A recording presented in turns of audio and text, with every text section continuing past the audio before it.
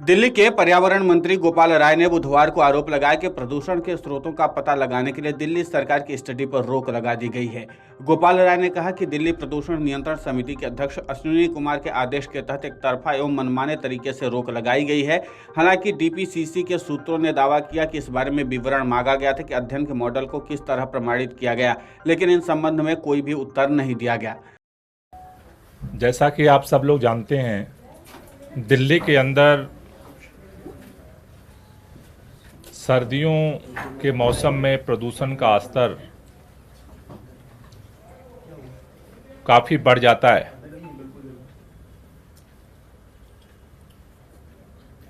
प्रदूषण को कम करने के लिए अरविंद केजरीवाल जी के नेतृत्व में सरकार विंटर एक्शन प्लान के माध्यम से, समर एक्शन प्लान के माध्यम से बहुत सारी पहलकदमियां कर रही हैं, जिसके परिणाम स्वरूप अगर हम देखें तो दिल्ली के अंदर प्रदूषण के स्तर में लगातार गिरावट दर्ज की जा रही है। लेकिन सर्दियों के मौसम के बढ़ने के साथ साथ जिस तरह से दिल्ली में प्रदूषण की स्थिति पिछले सालों में काफ़ी गंभीर होती रही, उसको लेकर के दिल्ली सरकार ने ये निर्णय लिया था कि इस प्रदूषण के जो रियल टाइम सोर्स हैं उनकी साइंटिफिक स्टडी करना बहुत ज़रूरी है। क्योंकि कोई कहता है इसका कारण डस्ट पोल्यूशन है, कोई कहता है गाड़ियों की वजह से पोल्यूशन हो रहा है, कोई कहता है कि बायोमास बर्निंग से है, कुछ रिपोर्ट्स पराली की वजह से है। तो किस समय, किस एरिया में, किस वजह से प्रदूषण बढ़ रहा है? जैसे हम दिल्ली में देखते हैं कि दिल्ली तो एक ही है, लेकिन आनंद विहार का एक्यूआई का स्तर अलग है, वजीरपुर का अलग है, साउथ दिल्ली का अलग है, नरेला का अलग है, बवाना का अलग है, क्योंकि अलग अलग जगहों पे अलग अलग सोर्सेज एक इंपॉर्टेंट रोल प्ले करते हैं। और इसकी स्टडी के लिए रियल टाइम सोर्स अपॉर्चमेंट स्टडी के लिए दिल्ली सरकार ने आईआईटी कानपुर के साथ मिल करके स्टडी को आगे बढ़ाने का निर्णय लिया था।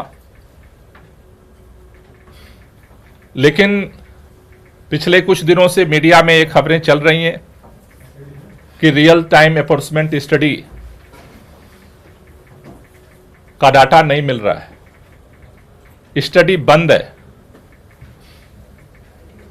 अब जब सर्दियों में सबसे ज्यादा उस डेटा की हमें जरूरत है, इस समय वो स्टडी जो है वो बंद कर दी गई। कैबिनेट ने निर्णय लिया स्टडी कराने का, लेकिन डीपीसीसी के चेयरमैन अश्विनी कुमार जी ने स्वयंभू निर्णय लेते हुए स्टडी को बंद करवा दिया। बिना मिनिस्टर के डिस्कशन के, बिना कैबिनेट के डिस्कशन के, बिना किसी निर्णय के कैबिनेट के फैसले को उन्होंने पलट दिया। और जब इस दिल्ली को सबसे ज्यादा जरूरत है इस समय कि उस साइंटिफिक एनालिसिस के आधार पर साइंटिफिक एक्शन को डिजाइन किया जाए, उस समय हमारे पास सोर्स उपलब्ध नहीं है। गोपाल राय ने एक संवाददाता सम्मेलन में बताया कि दिल्ली कैबिनेट ने जुलाई 2021 में इस अध्ययन के प्रस्ताव को मंजूरी दी थी और अक्टूबर 2022 में भारतीय प्रौद्योगिकी संस्थान यानी कि आईआईटी कानपुर के साथ एक समझौता ज्ञापन पर हस्ताक्षर किए गए थे। उन्होंने कहा कि इसकी अनुमानित लागत 12 करोड़ रुपए से अधिक थी। दिल्ली सरकार ने आवश्यक उपकरणों की खरीद और डेटा संग्रह के लिए एक केंद्रीकृत कार्यस्थल स्थापित करने के लिए आईआईटी कानपुर को 10 करोड़ रुपए जारी किए थे। Video desk amarujala.com। अगर आप ये वीडियो YouTube पर देख रहे हैं तो हमारे चैनल को सब्सक्राइब करें और बेल आइकन को दबाना ना भूलें। अगर आप Facebook पर ये वीडियो देख रहे हैं तो हमारे पेज को लाइक करें।